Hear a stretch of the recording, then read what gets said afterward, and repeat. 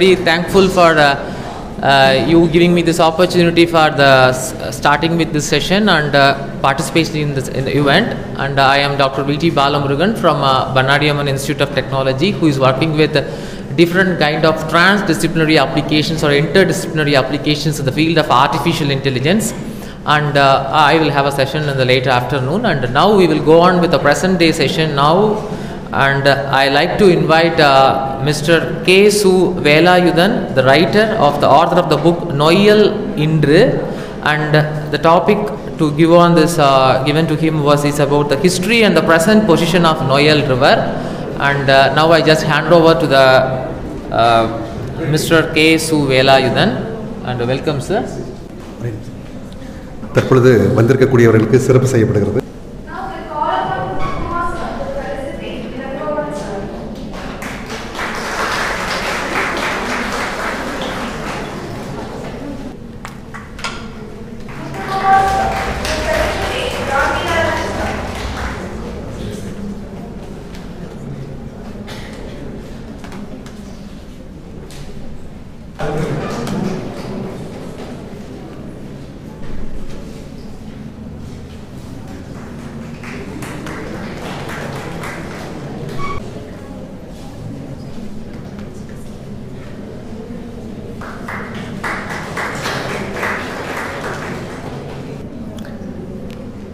பங்கேற்பாளர்கள், இது ஒவ்வொரு செஷன்லேயும் வரக்கூடியதை நீங்கள் குறிப்பிட்டது ஏற்கனவே சொல்லியிருக்கேன். தற்பொழுது இந்த நொய்யல் நதியிலேயே பயணித்து நொய்யல் இன்று என்று தற்போதைய நொய்யலை பொதுமக்களுக்கு விழிப்புணர்வு ஏற்படுத்தக்கூடிய வகையில் அதை கட்டுரையாக தமிழ் திசையில் எழுதி அதன் வழியாக ஒரு விழிப்புணர்வை ஏற்படுத்தினார் என்றால் அது மிக இல்லை. அந்த ஒரு பெருமகனார். அவர் இயற்கை சார்ந்து இயங்கக்கூடிய பத்திரிகையாளர், எழுத்தாளர், பல்வேறு பரிணாமங்களை கொண்டவர். தற்பொழுது நம்மிடையே உரையாற்ற வந்திருக்கிறார். தற்பொழுது அவர்களை வருகின்ற வரவேற்கிறேன். அனைவருக்கும் வணக்கம். ஒரு நாகரிகம் என்பது எங்கிருந்து தொடங்குகிறது என்று கேட்டால், ஆதி மனிதன் நதிக்கரையிலிருந்தான் தொடங்கினான் என்பது அனைவரும் அறிந்த விஷயம். ஒவ்வொரு மண்ணுக்கும் ஒரு செழிப்பும் பண்பாடும் ஒழுக்கமும் கலாச்சாரமும் எல்லாமே இருக்கிறது. இருந்தும் சில இடங்கள் இருட்டடிக்கப்பட்ட பக்கங்களாக, சில மண்ணுக்கு அது பிரத்யேகமானதாக மாறிவிட்டிருக்கிறது. ஏறத்தாழ கோயம்புத்தூர் என்கிற இந்த கொங்கு மண்ணுக்கும் அதே நிலைமைதான். ஒரு நதிக்கரை நாகரிகம் என்பது எங்கிருந்து தொடங்குகிறது, அதனுடைய வரலாறு என்ன அப்படிங்கிறத நீங்கள்லாம் எதிலிருந்து ஆரம்பிச்சிருப்பீங்க? நீங்கள்லாம் இந்த என்னுடைய தலைமுறைக்கு 3வது தலைமுறையில் இருக்கக்கூடியவங்க. என்னுடைய தலைமுறை அப்படிங்கிறது 1964 தொடங்கி ஒரு 20 வருஷம் எடுத்துக்கலாம். 74, 84, அதோட ஒரு 20 வருஷம் ஒரு தலைமுறை. 60 வருஷம்லாம் கிடையாது, 20 வருஷம். இப்போல்லாம் தலைமுறை 2 வருஷத்தில் மாறிடுது, 3 வருஷத்தில் மாறிடுது. எல்லாம் அப்டேஷன், அவ்வளோ ஸ்பீடாக போயிட்டுருக்கீங்க. எனக்கு பள்ளிக்கூடம் படிக்கும்போது கிடைச்ச ஒரே ஒரு விஷயம், நாகரிகம்னா சிந்து சமவெளி, ஹரப்பா நாகரிகம். இந்த 2 நாகரிகம் தான் தெரியும். 1971 75 வரைக்கும் 1லிருந்து 5ஆம் கிளாஸ் படிச்சிருக்கேன். எனக்கு தெரிஞ்சது அநேகமாக என்னுடைய வயதை ஒத்தவர்கள் எல்லாருக்கும் சிந்து சமவெளி நாகரிகம், ஹரப்பா நாகரிகம் தான் தெரியும். அது கிமு 6ஆம் நூற்றாண்டு. ஆனால் நம்ம வாழக்கூடிய மண் கோயம்புத்தூர் கொங்கு மண் அதற்கு இணையான நாகரிகத்தை கொண்டிருக்கிறது என்பது எப்போது தெரிய வந்தது என்று நீங்கள் பார்த்தீர்களானால், 1989 தான் இங்கே தமிழக தொல்லியல் துறை அகழாய்வு செய்து கண்டுபிடிக்கிறது. அதுதான் கொடுமணல். கொடுமணல் இங்கிருந்து எங்கே இருக்குன்னா ஒரு 150 கிலோமீட்டரில் இருக்குது. கொடுமணலுக்கு முன்னாடியே நீங்கள் அவினாசியில் போனீங்கன்னா, கோயம்புத்தூர்காரங்க இந்த பக்கம் ஒரு அவினாசி, பெருந்துறை, ஈரோடு வரைக்கும் போகிறவங்களா இருந்ததுன்னா, அவினாசிக்கு போகிறதுக்குள்ளே தெக்கலூர்னு ஒரு கிராமம் வரும். அந்த தெக்கலூர் கிராமத்தில் வண்ணத்தாங்கரை அப்படின்னு ஒரு இடம் இருக்குது. அந்த வண்ணத்தாங்கரையில் 20,000 30,000 வருடத்திற்கு உள்ளான செமி ஃபாசில்கள் கிடைக்கப்பட்டிருக்கு. அப்போது இந்த செமி ஃபாசில்னா என்ன? ஃபாசில்னா 1 லட்சம் 1,1.5 லட்சம் ஆண்டுகளுக்கு முற்பட்ட அந்த கல் மாதிரி ஒரு உயிரினம் தோன்றி அது அப்படியே ஸ்படிகம் ஆகி அப்படியே ரொம்ப கல் மாதிரி இறுகி போகுதுன்னா அதுதான் உங்களுக்கு இதுன்னு தெரியும், ஃபாசில். அதில் செமி ஃபாசில் அரைக்குறையாக ஃபாசில் ஆனது 30,000 20,000 வருஷத்தை கணிக்கிறாரு நம்ம தொல்லியல் அறிஞர் பூங்குன்றன்.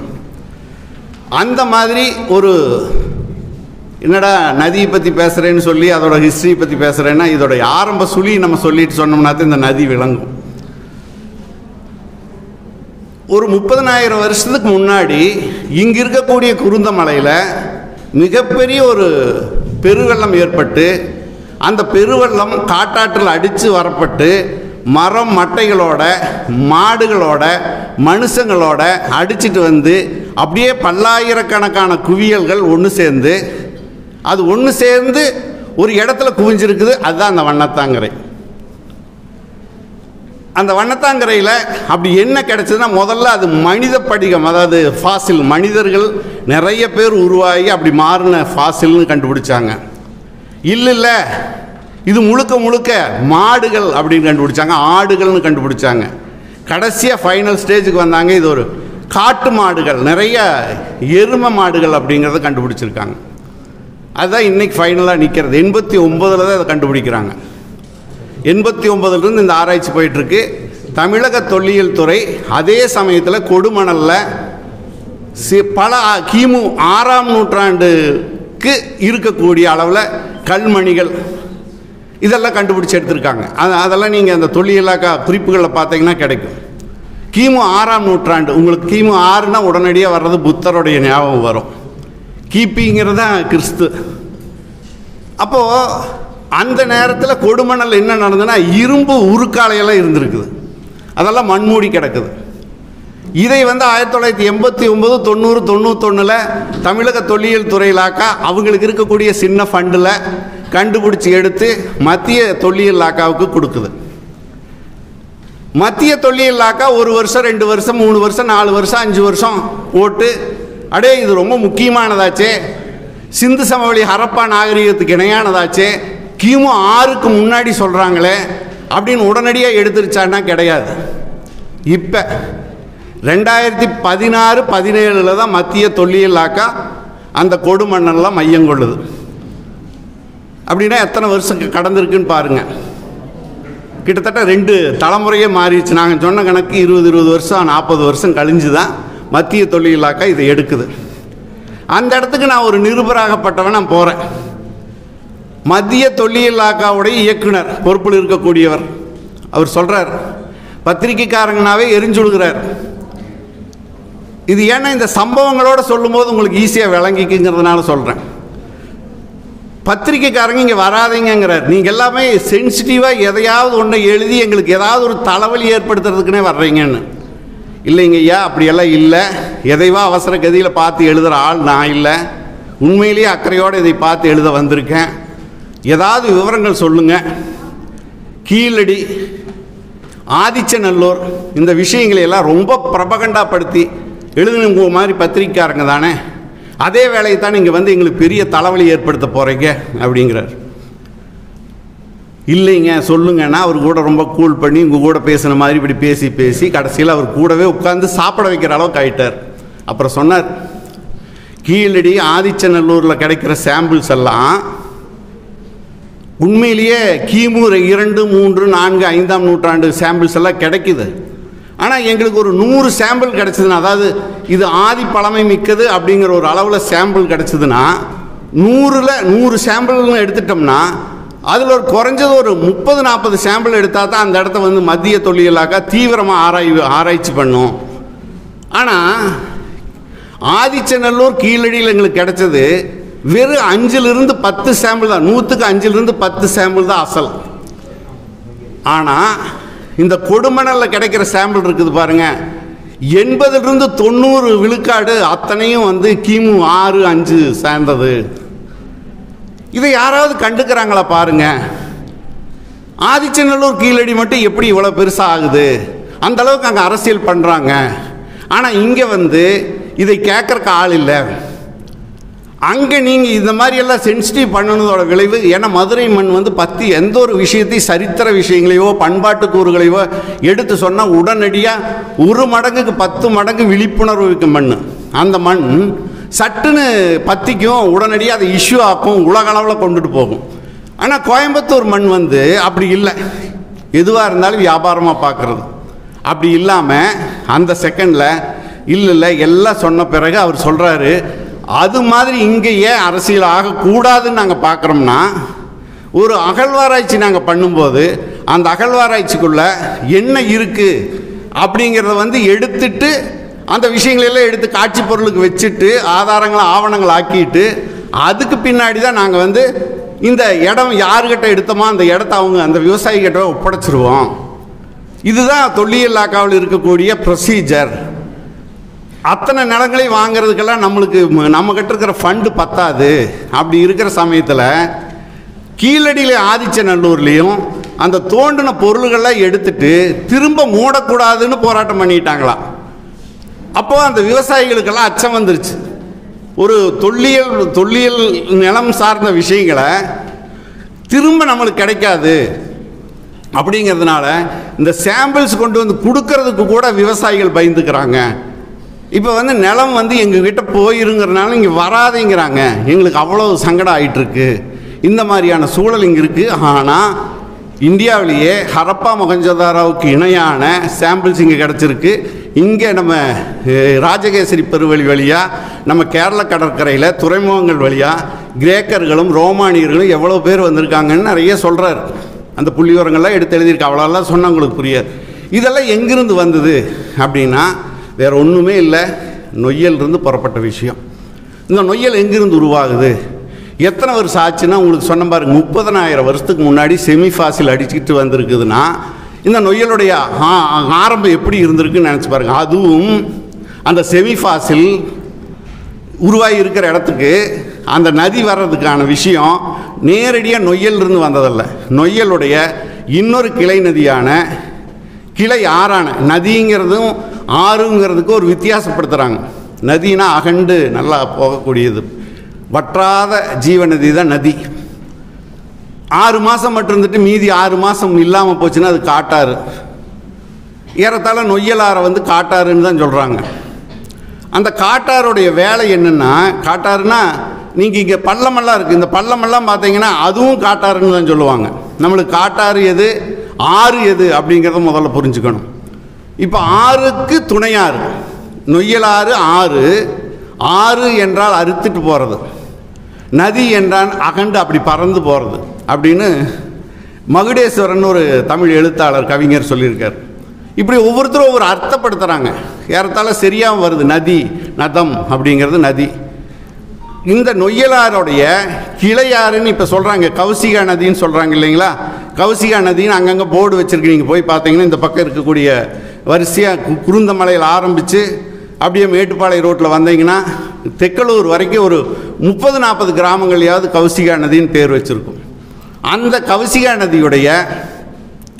நதிங்கிறது அந்த காலத்தில் தன்னாசி பள்ளம் தாளமடல் ஓடை இப்படிங்கிற மாதிரி பேர் விளங்கியிருக்கு. இந்த ஓடையிலிருந்து அடிச்சிட்டு வரப்பட்ட எருமை மாடுகள் தான் அத்தனையும் ஃபாசில்களாக இருக்குது ஒரு 20,000 வருஷத்துக்கு முன்னாடி. இது வந்து மங்களம்ங்கிற ஒரு பகுதியில், திருப்பூர் பக்கம் இருக்கக்கூடிய மங்களம்ங்கிற பகுதியில் இந்த கிளை ஆறு போய் நொய்யலாரோட சேருது. அப்போ நொய்யலாரும் கௌசிகா நதியும் ரெண்டு ஒன்று சேர்ற இடத்துல இந்த ஃபாசில் படிவம் கிடச்சிருக்கு. அப்படின்னா இதோடைய வேகம், இதோடைய தன்மை, கிளையாரே இந்த வேகம்னா அடிச்சுட்டு வருதுன்னா, இன்றைக்கி நீங்கள் போனீங்கன்னா அந்த ஏரியாவில் வந்து மான்கள் இருக்குது. மான்கள் எல்லாம் எப்படி அவ்வளோ தூரம் போச்சு அந்த கிராமத்துக்கு அப்படின்னு கேட்டால், மான்கள் வேற ஒரு காரணம் இல்லை, அந்த காலத்தில் அடிச்சுட்டு வந்து மான்கள் வந்து அங்கே உற்பத்தி ஆனதுங்கிறாங்க. இப்போ கூட அவினாசி பக்கம் சிறுத்தை போனதை பார்க்கலாம். திடீர்னு கிளம்பி வரல, அது சிறுத்தை அங்கேயே இருந்திருக்கு. நம்ம மனுஷங்க கண்ணுக்கு தெரியல. அவங்க வந்து இன்றைக்கெல்லாம் மீடியா வேகமாக வந்ததுனால சின்ன சின்ன விஷயம் கூட பெருசாக கிடச்சிருது.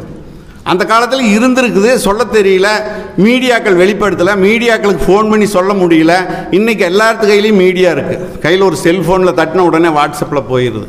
இதனால தான் இந்த வரலாறு உடனடியாக எல்லாருக்கும் தெரியப்படுது. அப்படி நொய்யலாறுங்கிறது தோற்றுவாய் அப்படின்னு பார்த்தீங்கன்னா கோயம்புத்தூரில் தொம்புலிபாளையம்னு ஒரு இடம். அந்த தொம்புலிபாளையத்தில் ஆரம்பித்து தொம்புலிபாளையத்துக்கு மேலே ஒரு 6 கிலோமீட்டர் மேலே கோவை குற்றாலம் உங்களுக்கு தெரியும். கோவை குற்றாலத்துக்கு பக்கத்தில் இன்னொரு பக்கம் ஒரு 5 கிலோமீட்டர் இப்படி நகர்ந்து வந்தீங்கன்னா வரக்கூடியது வெள்ளியங்கிரி மலை. வெள்ளியங்கிரி மலையில் சீதைவனம் அப்படின்னு சொல்லக்கூடிய இடத்துல கொஞ்சம் மேலே போனால் ஆண்டிச்சுனைங்கிற ஒரு பசுமை காடுகள் நிறைந்த ஏரியாவில் நீர்ச்சுனைகளாக உருவாகி வரக்கூடியது அந்த சீதைவனம். நீலி ஆறாக மாறுது. கோவை குற்றாலம் கீழே சாடி வயல் ஆறாக மாறுது, சாடி ஆறாக மாறுது. இதுக்கு இந்த பக்கம் வைதேகி ஃபால்ஸ்னு பார்த்தீங்கன்னா வைதேகி ஃபால்ஸ்லேருந்து அது தனியாக வந்து அது சின்னாறு பெரியாராக மாறுது. இது எல்லாம் வந்து சேரக்கூடிய இடம் தொம்புலிபாளையம்னு சொல்லப்படுது. அந்த தொம்புலிபாளையத்திலேருந்து கீழே வந்தீங்கன்னா தொம்புலிபாளையத்துக்கு வந்த பிறகு தான் அது நொய்யலாறுன்னு பேர் வருது. இன்றைக்கும் அந்த நொய்யலாறு 20 வருஷத்தில் 12 மாதமும் தண்ணி இருக்குது. 12 மாதமும் நல்லா தெளிந்த நீரோடை போன்ற தண்ணி இருக்குது.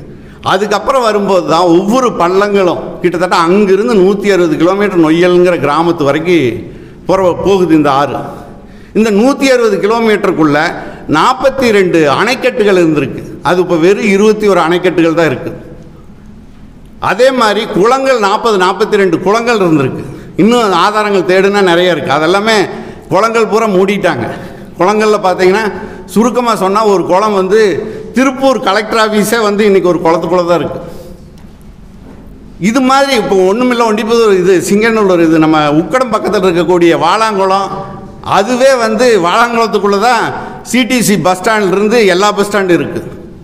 அதே மாதிரி இந்த ஆறுகளுக்கு வந்து கழிவு நீர் போகிறதுக்குன்னே ஆற்றுக்குள்ளே யாருமா அன்றைக்கெல்லாம் சாக்கடை நீர் விடலை. சாக்கடை நீருக்குன்னே ஒவ்வொரு ஊருக்கும் ஒரு குட்டை வச்சுருந்தாங்க. ஒண்டிப்புதூர் குட்டை, சங்கனூர் குட்டை, கமலாமில் குட்டை, இப்படி பல்லாயிரக்கணக்கான குட்டைகள் ஒவ்வொரு ஊருக்கு இருந்தது. அந்த ஊரில் இருக்கக்கூடிய அந்த குட்டைகள் எல்லாமே இன்றைக்கி மூடி பஸ் ஸ்டாண்டுகளாகவும் குடியிருப்புகளாகவும் மாறிடுச்சு. அந்த குடியிருப்புகளுக்கு பதிலாக அந்த குடியிருப்புகளுக்கு அந்த குட்டைக்குள்ளே விட வேண்டிய தண்ணியெல்லாம் இப்போ குளத்துக்குள்ளே போகுது. குளம் பூரா நன்னீராக இருக்க வேண்டியது பூரா சாக்கடை நீராக மாறிடுச்சு. இதை சுத்திகரிக்கிற வேலையெல்லாம் நிறைய பேர் இப்போ சிறுதுளி மாதிரியான அமைப்புகள்லாம் இயங்கிட்டு இருக்கு.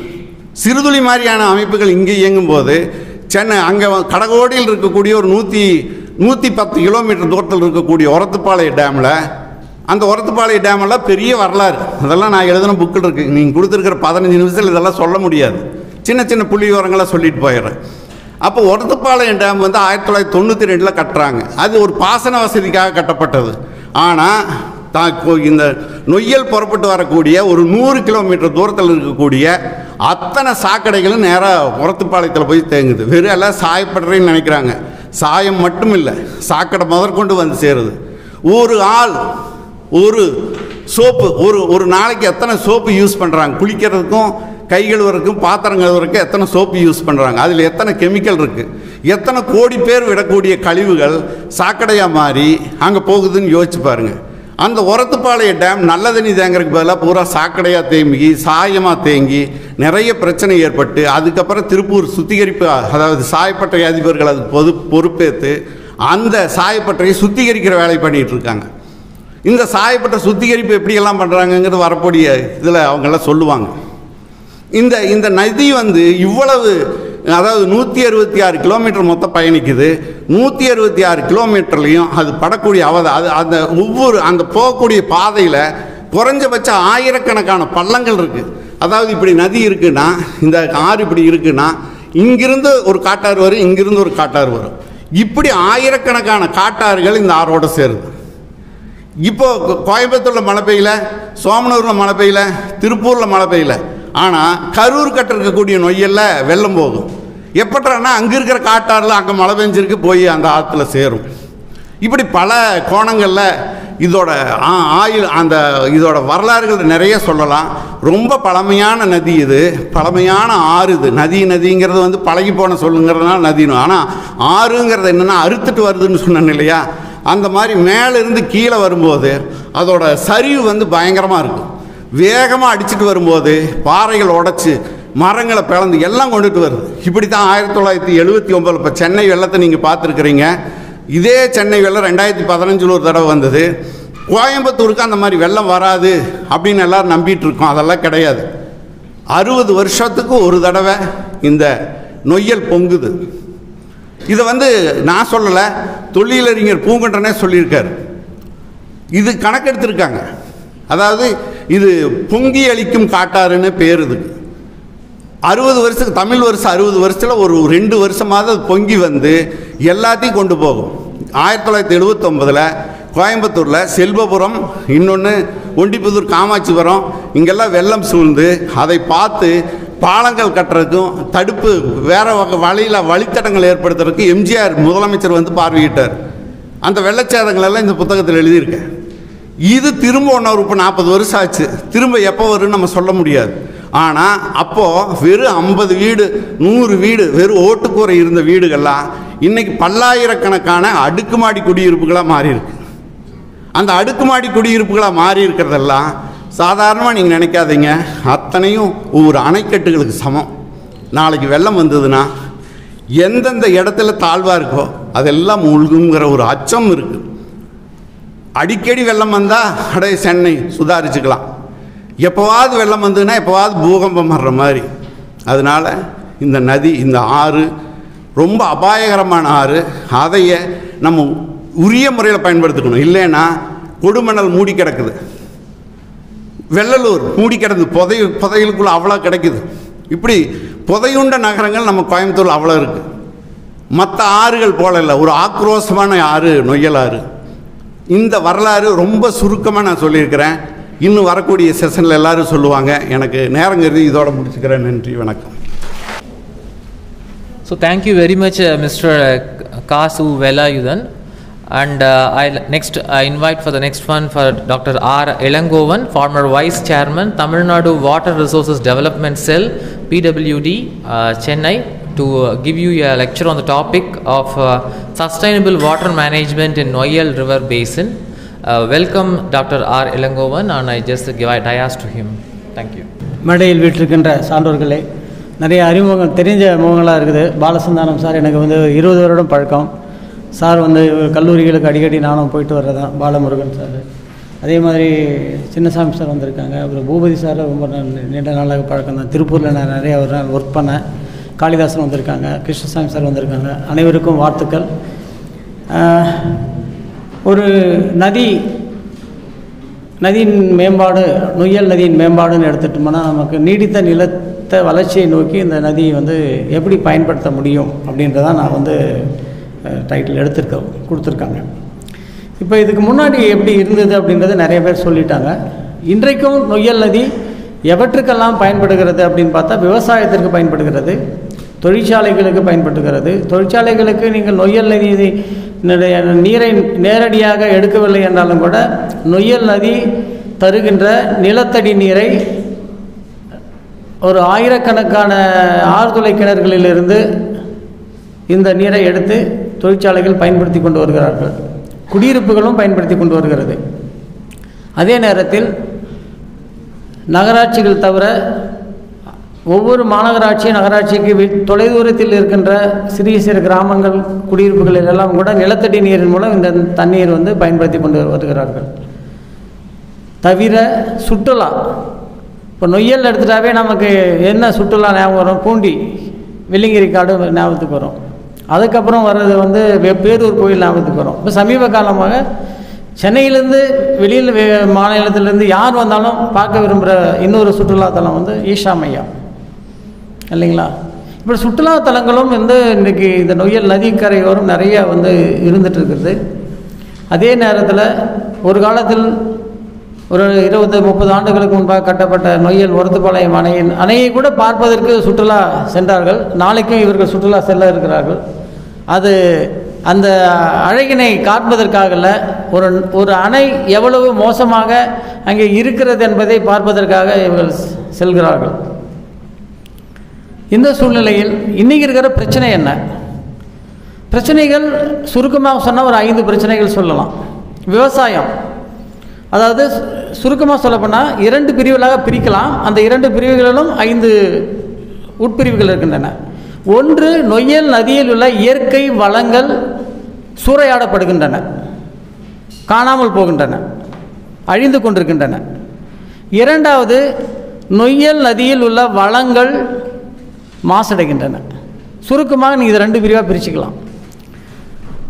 அப்போ என்னென்ன துறைகள் மூலம் இந்த மாசடைவதும் இந்த சூறையாடப்படுவதும் காணாமல் நடக்கின்றன அப்படின்னு பார்த்தீங்கன்னா, உங்களுக்கு ஒன்று விவசாயம் எடுத்துக்கலாம். மாசுன்னு எடுத்துட்டிங்கன்னா, ஒன்று கண்ணுக்கு தெரிகின்ற மாசு, இன்னொன்று கண்ணுக்கு தெரியாத மாசு. கண்ணுக்கு தெரிகிற மாசு எது? நமக்கு நகராட்சியிலேருந்து வருகின்ற சாக்கடை நீர் அல்லது அங்கே சுத்திகரித்து வெளியே அனுப்புகின்ற தண்ணீர் கண்ணுக்கு தெரியுது. தொழிற்சாலையிலேருந்து ஒரு தொழில் வருது, அது கண்ணுக்கு தெரியுது. ஆனால் கண்ணுக்கே தெரியாத ஒரு மாசு நடந்துகிட்ருக்கு. என்னன்னு கேட்டால், வேளாண்மையிலேருந்து வருகின்ற தண்ணீர். அது எப்படி வரும்னா, பூமிக்குள்ளே ஊறி நிலத்தில் கலந்து தெரியும். ஆனால் அது ஒரு குறிப்பிட்ட ஓடையிலையோ குறிப்பிட்ட வாய்க்கால்லையோ சேராது. இதுக்கு பேர் இங்கிலீஷில் நான் பாயிண்ட் சோர்ஸ் பொல்யூஷன் சொல்கிறோம். பாயிண்ட் சோர்ஸ் பொல்யூஷன்ன்றது கண்ணுக்கு தெரிகின்ற ஒரு மாசு. இப்போ இந்த இயற்கை வேளாண்மையில் என்ன பிரச்சனை அப்படின்னா, இன்றைக்கி பயன்படுத்துகின்ற ரசாயன பூச்சி மருந்துகள், களைக்கொல்லிகள், அதே மாதிரி உங்களுக்கு பல்வேறு விதமான வளர்ச்சி ஊக்கிகள் என்ற பெயரில் டிஏபி, யூரியா, இந்த மாதிரியான விஷயங்கள், அதே மாதிரி எண்டோசல்ஃபான் போன்ற பூச்சிக்கொல்லிகள், கொடுமையான நஞ்சான ஒரு விஷயங்கள் பயன்படுத்தி கொண்டு தான் இருக்கிறோம். கறிவேப்பிலைக்கு பயன்படுத்துகின்றோம், வெண்டைக்காய்க்கு பயன்படுத்துகின்றோம், கத்திரிக்காய்க்கு பயன்படுத்துகின்றோம். அதை தவிர kung fu, endosulfan, kung fu, karate, encounter, coma, இவையெல்லாம் களைக்கொல்லிகள். இவை அடித்தால் இந்த விவசாயி கோமாக்கு போயிடுறான். அதான் உண்மை. மருந்து வாங்கி அடித்து ஆனால் அவன் என்ன சொல்கிறான்? என்கவுண்டர், குங்ஃபு, கராத்தே, கோமா, இது பேர், அந்த களைக்கொல்லிகளுடைய பேர். இவற்றை என்றைக்கு நாம் மாற்றப் போகிறோம்? 20 ஆண்டுகளுக்கு முன்பாக நாங்கள் இந்த பயணத்தை தொடங்கினோம். இன்று நிறைய பேர் நொய்யலை பற்றி பேசிக் கொண்டிருக்கிறார்கள். ஆனால் அன்றைக்கு 2000 2003-4 ஆண்டுகளில் நாங்கள் தொடங்கினோம். சுற்றுச்சூழல் கோட்டம் என்ற கோட்டத்தில் பணியாற்ற வாய்ப்பு கிடைத்தது. அந்த சமயத்தில் நண்பர் ஓசை காளிதாசோடு இணைந்து நாங்கள் மழை மாணவர் என்ற அமைப்பு தொடங்கி அதுதான் முதல் முறையாக நாங்கள் நடத்தின நிகழ்ச்சி. அதற்கு பிறகு ஆய்வுகளை தொடங்கினோம். அந்த ஆய்வில் தான் நாங்கள் பார்த்தோம் எந்த அளவுக்கு தொழிற்சாலை கழிவுநீர் மாசடைகிறதோ, நகராட்சி கழிவுநீர் மாசடைகிறதோ, அதற்கு சற்று குறைவில்லாமல் இணையாக அதைவிட அதிகமாக விவசாயத்தில் கழிவுகள் இன்று நதிநீரை மாசுபடுத்தி கொண்டிருக்கின்றன. அப்போ இதுக்கு மாற்று வேணுமா வேண்டாமா? அப்போ இதுக்கு மாற்று என்ன? ரசாயனம் இல்லாத, ரசாயனம் தெளிக்காத ஒரு விவசாயம். அதற்கு பேர் என்ன? இன்றைக்கி நிறைய பேர் சொல்கிறாங்க இயற்கை வேளாண்மை சொல்கிறாங்க, ஒன்றுமே செய்யாத ஒரு விவசாயம்னு சொல்கிறாங்க, அல்லது பல்வேறு சொல்கிறாங்க, டூ நத்திங் ஃபார்ம் இங்கிலீஷில், அல்லது நேச்சுரல் ஃபார்மிங், அல்லது ஆர்கானிக் ஃபார்மிங், அங்கக வேளாண்மை, இப்படி நிறைய சொல்லிகிட்டு இருக்காங்க. இப்போ இந்த முறைகள் இயற்கையிலே கிடைக்கின்ற நமது மருந்துகளை தயார் செய்து கொண்டு வளர்ச்சி ஊக்கிகளை எடுத்துக்கலாம்னா, மாடினுடைய சாணம், கோமியம், பால், தயிர், நெய், பஞ்சகவ்யா தயாரிக்கலாம், கனஜீவாமிர்தம், மூலிகை பூச்சி விரட்டி, இப்படிப்பட்ட எண்ணற்ற பொருட்கள் இயற்கை வேளாண்மைக்கு உதவுகின்றன. இன்றைக்கு நாங்கள் தொடங்கின அன்றைய காலகட்டத்தில் நம்மாழ்வாரை வைத்துக்கொண்டு நாங்கள் நிறைய கூட்டங்களை நடத்தினோம். இன்றைக்கு பார்த்தீங்கன்னா தமிழகத்தில் ஒரு 20,000 விவசாயிகள், 20,000க்கும் மேற்பட்ட விவசாயிகள் இயற்கை வேளாண்மைக்கு பங்கெடுத்துக் கொண்டிருக்கிறார்கள். ஆனால் அது முறையாக திட்டமிட்டு செய்யணும். இது தன்னெழுச்சியாக வந்த விஷயங்களாக போயிட்டுருக்கு. அப்போ இந்த நொய்யலை காப்பாற்றணும் என்று கேட்டால், நொய்யலுக்கு மேலே உள்ள கோயம்புத்தூருக்கு மேலே இருக்கிற விவசாய அமைப்புகளும் சரி, இது இடையில் இருக்கிற விவசாய அமைப்புகளும் சரி, இல்லை திருப்பூருக்கு கீழே இருக்கிற விவசாய அமைப்புகளும் சரி, எப்படி அவர்கள் ஒரு தொழிற்சாலையையும் டையிங் யூனிட்டையும் குறை சொல்கிறார்களோ அதற்கு இணையாக அவர் குறை பண்ணிகிட்டு இருக்காங்க. அவர்கள் இயற்கை வேளாண்மைக்கு மாற வேண்டும், மாற்றத்தை நோக்கி நகர வேண்டும். அப்படி மாறுவதால் என்ன நடைபெறும் என்று கேட்டால், உங்களுக்கு தண்ணீர் வளம் மேம்படும், தண்ணீர் மாசு குறையும், தண்ணீர் சிக்கல் நடவடிக்கை உங்களுக்கு வரும். மூடாக்கு பற்றி பால்தாஸ் சார் அருமையாக சொன்னார். மூடாக்கு முறையில் போனால் தண்ணி ஆவியாவதில் குறையும். இன்றைக்கி பயன்படுத்துகின்ற தண்ணீரில் ஒரு சரிபாதி 50 விழுக்காடு தண்ணீர் இருந்தால் நமக்கு விவசாயத்தை வெற்றிகரமாக நடத்தி சென்றிட முடியும். அப்போ இதை நோக்கி செல்ல வேண்டும். அதற்கு அரசு கொள்கை முடிவெடுக்க வேண்டும். இந்த வருடம், சென்ற வருடம் தான் அரசு இயற்கை வேளாண்மை கொள்கை முடிவெடுத்திருக்கிறார்கள். ஆனாலும் நடைமுறைப்படுத்துவதில் எப்படி என்பது அவர்களுக்கு ஒரு சிக்கல் இருக்குது, கேள்வி இருக்கிறது. இன்னும் தெளிவான திட்டங்கள் இங்கே வரவில்லை. இது முதல் விஷயங்கள். இரண்டாவது விஷயங்கள், நகராட்சிகள் வெளியிடுகின்ற கழிவுநீர் திட்டங்கள். நிறைய கழிவுநீர் திட்டங்கள் இன்றைக்கி பண்ணியிருக்காங்க. ஸ்மார்ட் சிட்டியிலேருந்து மற்ற இடங்கள்லேருந்து பார்த்திங்கன்னா உங்களுக்கு நகராட்சியோட கழிவுநீர் எல்லாத்தையும் கட்டிகிட்டு இருக்காங்க. ஆனால் கழிவுநீருக்கு ஆரம்பம் எங்கே இருக்குது அப்படின்னா, ஒரு வீட்டில் செப்டிக் டேங்க் போடுறோம். இந்த செப்டிக் டேங்கை முறையாக வடிவமைப்பில் பண்ணுறது கிடையாது. ஒரே ஒரு பெரிய 50 லட்சம் ரூபாய்க்கு 1 கோடி ரூபாய் வீடு கட்டுறோம், ஒரு ஆர்கிடெக்டுக்கு 5 லட்சம் கொடுத்து செலவு பண்ணுறோம். ஆனால் ஒரு செப்டிக் டேங்க்கு எப்படி இருக்கணும் அப்படின்னு சொன்னால் அது முறையாக ஒரு 3 தொட்டிகளாக இருக்கணும். அந்த 3 தொட்டிகள் பதில் ஒரு தொட்டியை கட்டிட்டு அதில் கொண்டு போய் விட்டுட்டு அதுலேருந்து தண்ணியை கொண்டு போய் சோக் பீட்டில் போட்டு அதுலேருந்து நிலத்தடி நீரை உள்ளே விட்டுறான். முழுமையாக இன்றைக்கி கோவையில் இருக்கிற 100 வார்டுகளில் ஏறக்குறைய 80 வார்டுகளில் உள்ள நிலத்தடி நீர் மாசடைந்து இருக்கிறது. காரணம் என்று கேட்டால் முறையற்ற செப்டிக் டேங்க் வடிவமைப்பு திட்டங்கள். அது மட்டும் இல்லாமல் அடுக்குமாடி குடியிருப்புகள் எடுத்துட்டிங்கன்னா எந்த அடுக்குமாடி குடியிருப்பிலும் 1-2 தவிர எங்கேயுமே வந்து செப்டிக் டேங்க் வந்து எஸ்டிபி வேலை பார்க்குறதில்ல. அந்த டிசைனும் சரியில்லை. ஒரு சமீபத்தில் ஒரு அடுக்குமாடி குடியிருப்பு சென்று பார்த்தா அது வந்து 6 வருஷம் ஆச்சு. அது மக்கள் குடியேறி 6 வருஷத்துக்கு முன்னாடி எஸ்டிபி கட்டியிருக்காங்க. எஸ்டிபி இப்போ இயங்கவில்லை, அது துவக்கவே இல்லை, அப்படியே இருக்குது. கூப்பிட்டு வச்சு அதை சரி பண்ண முடியுமான்னு கேட்குறாங்க. அப்போ தனிமனித ஒழுக்கமும் தனிமனித பொறுப்பும் இல்லாத சமுதாயத்தில் அரசு மட்டுமே செய்ய வேண்டும், இல்லை என்ஜிஓக்கள் மட்டுமே செய்ய வேண்டும் நினைத்துக்கின்ற வரையும் இவை எந்த நிலையிலும் மாறாது. இன்னும் 20 வருஷம் கழிச்சு கூட நொய்யலை பற்றி நாம் வந்து மாநாடு நடத்திக்கிட்டு கருத்தரங்கு நடத்தி செய்திருக்க வேண்டும். அப்போ இதை நோக்கி நாம் நகர வேண்டும். ஒவ்வொருவரும் வீடு கட்டும்போது செப்டிக் டேங்கை முறையாக வடிவமைக்க வேண்டும். அதுக்கு ஒரு அறிவியல் இருக்கிறது. அந்த அறிவியல் முறையில் தொழில்நுட்ப முறையில் அதை செயல்படுத்த வேண்டும். அதை கற்றுத்தருவதற்கு நாங்கள் தயாராக இருக்கிறோம். எப்போ வந்தாலும் அதை வந்து நாம் எளிமையாக சொல்லித்தர முடியும். 3வது விஷயம், சரி, ஒட்டுமொத்தமான கழிவுநீரை சேகரித்து நகராட்சிகள் செயல்படுத்துகின்றன. மாநகராட்சி திருப்பூரில் பண்ணுறாங்க, இங்கே பண்ணுறாங்க, எல்லாமே பண்ணுறாங்க. ஆனால் என்ன பிரச்சனை, அங்கேயும் ஒரு தொழில்நுட்ப கோளாறு இருக்கிறது. முழுக்க ஏரேஷன் மட்டும் கொடுக்குறாங்க, காற்று ஆக்சிஜன் மட்டும் பிராணவாயு மட்டும் கொடுக்குறது தான் வேலை. நம்ம சாப்பிட்ற உணவை வந்து அரைக்கிறதுக்கு உள்ள நல்ல மத்து கடையிற மாதிரி ஒரு இது குடலில் விட்டு குழாயில் விட்டு கடைஞ்சி எல்லாத்தையும் பொடியாக்கி நம்ம பிளட்டு தனியாக சிறுநீரகம் தனியாக இது தனியாக அனுப்ப முடியுமா? இயந்திரமயம் மெக்கானிக்கல் மெத்தடில் என்ன செய்கிறது? உள்ளே என்சைம்ஸ், நம் உடலில் சுரக்கின்ற enzymes, bacteria, beneficial bacteria, probiotics இருக்கக்கூடிய நூற்றுக்கணக்கான ஆயிரக்கணக்கான பாக்டீரியாக்கள் தான் நம்ம உடலை பாதுகாத்து கொண்டிருக்கின்றன. நாம் ஒரு இயந்திரமாக நாம் இயங்கினாலும் கூட நமக்குள்ளே செயல்படுவது பயாலஜிக்கல் சிஸ்டம். அந்த பயாலஜிக்கல் சிஸ்டம் இல்லைன்னா நம்ம இயக்கம் கிடையாது. அதே தான் சமுதாயத்திற்கும். அந்த பயாலஜிக்கல் சிஸ்டத்தை நீங்கள் பில்டப் பண்ணாமல் எஸ்டிபியை ஒர்க் பண்ணவே முடியாது. என்ஜினியரிங் மெத்தட் மட்டுமே அது வந்து பயன்படாது. ஒரு காற்று மட்டுமே பயன்படாது. அங்கே பெனிஃபிஷியல் பாக்டீரியா சொல்லக்கூடிய நன்மை செய்யும் பாக்டீரியாக்களை உருவாக்க வேண்டும் என்று கேட்டால் நீங்கள் பயாலஜிக்கல் சிஸ்டத்தை டெவலப் பண்ணணும், அதை வந்து இணைக்கணும். அது அங்கே கோளாறு. வெறும் காற்று கொடுத்துட்டு மின்சாரத்தை கட்டிட்டு போயிட்டுருக்காங்க. அது வேலை பார்க்காது. இதுதான் இன்றைக்கி நடக்கிற விஷயங்கள். சரி, அடுத்த விஷயங்கள், தொழிற்சாலைகள். சிறிய பெரிய தொழிற்சாலைகள் வந்திருக்காங்க. இங்கே பாலசந்தானம் வந்திருக்காங்க, போஜ் வந்திருக்காங்க. எனக்கு தெரிந்து இந்தியாவிலேயே ஒரே நகரம் மட்டும்தான்.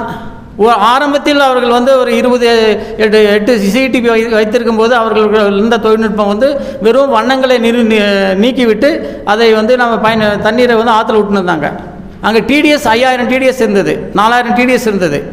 பிஓடி சிஓடி எல்லாம் குறைச்சாங்க. ஆனால் அது மிகப்பெரிய மாசை உருவாக்கியது.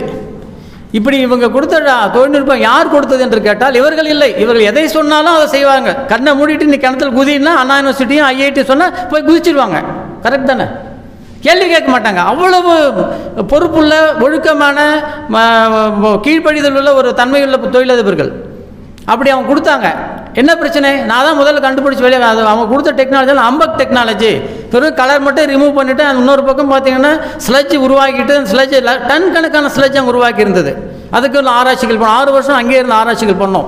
அப்புறம் நாங்கள் வெளியே சொன்னோம், இந்த மாதிரி நீங்கள் கொடுத்திருக்கின்ற பயன்படுத்தின தொழில்நுட்பம் வந்து பயன்படாத தொழில்நுட்பம். ஒரு சொட்டு தண்ணீரை பயன்படுத்த முடியாது.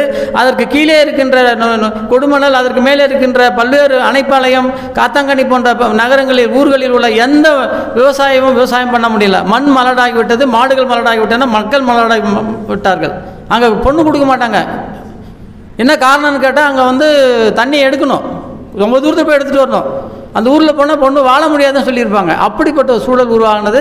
அதற்கு பிறகு அதை அவர்கள் ஜீரோ லிக்விட் டிஸ்சார்ஜ், அதாவது தண்ணீரே நீங்கள் வெளியே விடக்கூடாது என்ற அடிப்படையில் அதை வந்து ஒரு சட்டம் கொண்டு வந்த பிறகு அந்த சட்டத்தின் மூலம் இன்றைக்கு 20 சிடிபி தொடங்கி காமன் பொது சுத்திகரிப்பு நிலையம் தொடங்கி 18 பொது சுத்திகரிப்பு நிலையங்கள் மிக சிறப்பாக அந்த இடத்தில் உருவாகின்ற கழிவு நீரை முழுமையாக சுத்திகரித்து முழுமையாக மீண்டும் அந்த தொழிற்சாலைக்கு பயன்படுத்துகின்ற ஒரே நகரம் திருப்பூர். அதற்காக அவர்களுக்கு ஒரு பலத்த கைத்தட்டலோடு நம்ம வந்து பாராட்டுகளை தெரிவிக்கலாம். எப்போனாலும் நீங்கள் போகலாம். 18 சிடிபி அருமையாக ஒர்க் பண்ணிகிட்ருக்கு. நல்லா வேலை பார்த்துட்ருக்கு, இயங்கிட்டுருக்கு. இது மாதிரியான ஒரு பொறுப்புள்ள ஒரு பொறுப்பை ஏற்றுக்கொண்டு இந்த சமுதாய பங்களிப்பை தருகின்ற தொழிலதிபர்கள் இருக்காங்க. ஆனால் இன்னொரு புறம் பார்த்திங்கன்னா செங்கல் சூளைகள், மாங்கரையில் இன்றைக்கி வந்து தண்ணி சின்ன வேடம்பட்டி ஏரிக்கு வந்ததுன்னா செங்கல் சூளைகள் முக்கியமான காரணம், அந்த பள்ளங்கள். அது மாதிரி வந்து கோவைக்கு மேற்கே பல நகரங்கள், பல ஊர்கள் இன்றைக்கி செங்கல் சூளைகள் மாறிக்கொண்டு, எல்லாவற்றுக்கும் ஒரு அளவு வேண்டும். அளவு இல்லாமல் நீங்கள் எதை வேண்டுமானாலும் நாம் வந்து வியாபாரம் பண்ணிடலாம் சொல்ல முடியாது. அந்த அடிப்படையில் இயற்கை வேளாண்மை, தொழிற்சாலைகள், நகராட்சிகள், தனிமனித குடியிருப்புகள், அடுக்குமாடி குடியிருப்புகள் அத்தனை பேருமே பொறுப்புள்ள தொழில்நுட்பத்தை பயன்படுத்தி இயற்கை வளத்தை அளவோடு நுகர்ந்து மாசு இல்லாமல் அந்த தண்ணீரை பயன்படுத்தினால் தண்ணீர் பிரச்சனையே வராது. தமிழ்நாட்டில் மற்றும் நொய்யல் நதியில் மட்டும் ஏறக்குறைய எவ்வளோ பார்த்திங்கன்னா ஒரு 5 டிஎம்சி முடிஞ்சது. 5 டிஎம்சி தண்ணீர் வந்து இன்றைக்கி வந்து வெளியே ஆற்றுல போயிட்டுருக்கு, கழிவு நீராக போயிட்டுருக்கு.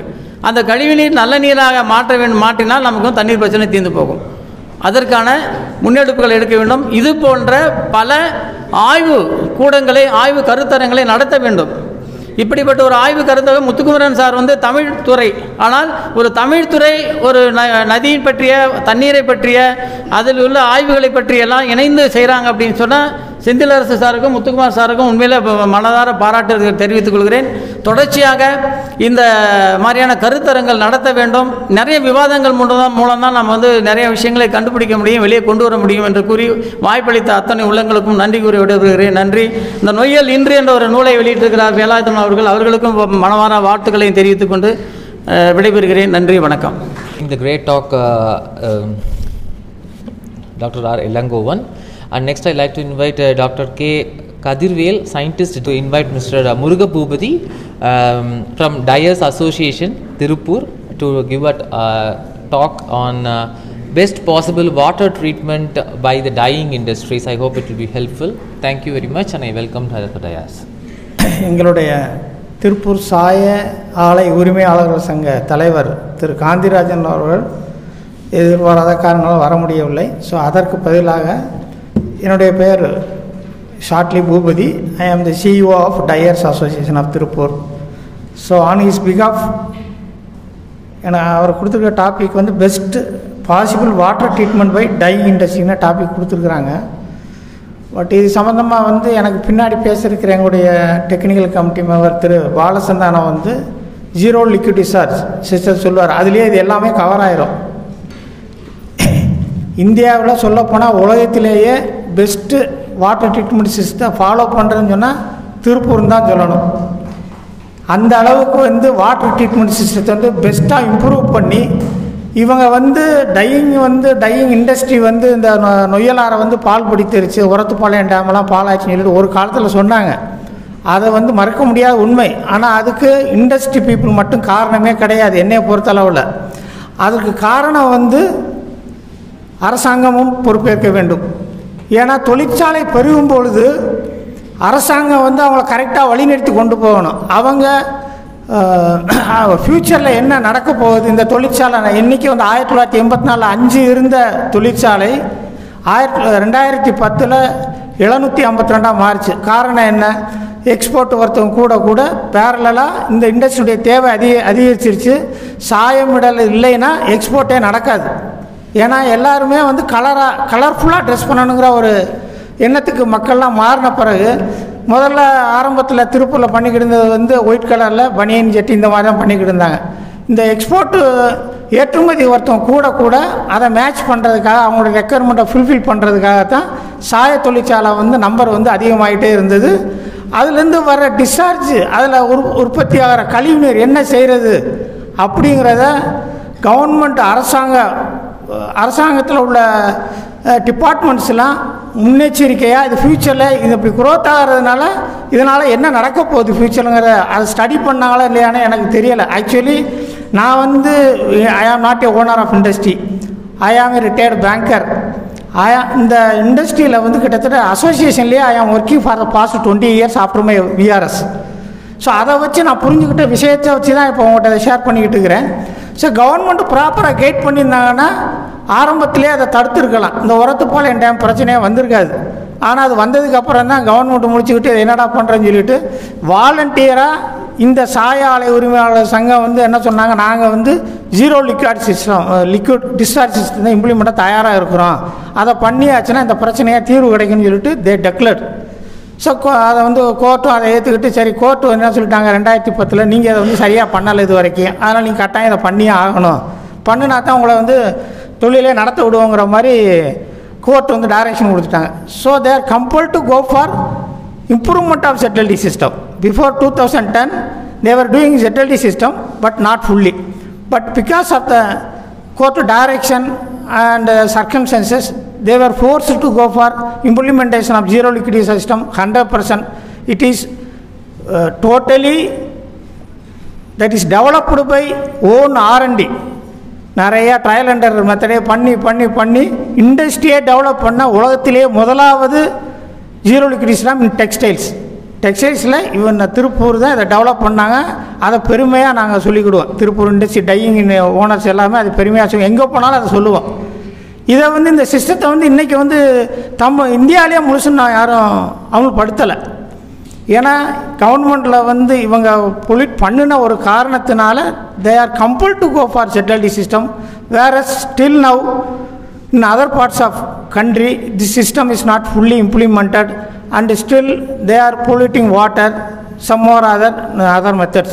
Government is also supporting for disposal of this type of effluents after treatment into sea. இந்த சூழ்நிலையில் வந்து இதுக்கு முன்னாடி பேசினவங்க வந்து ஒரு மிஸ்டர் இளங்கோவன் சார் பேசினார், அப்புறம் மிஸ்டர் வேலாயுதன் பேசினாங்க. இவங்க 2 பேரில் வந்து அவர் வந்து ஆசிரியர் பத்திரிகை ஆசிரியனால அவர் நிறையா நொய்யலாறுனுடைய வரலாறை பற்றி நிறையா விஷயங்கள் சொன்னார். அதே மாதிரி சார் மிஸ்டர் இளங்கோவன் வந்து இதெல்லாம் எப்படியெல்லாம் பால்படுத்துகிறாங்க அப்படின்னு சொல்லி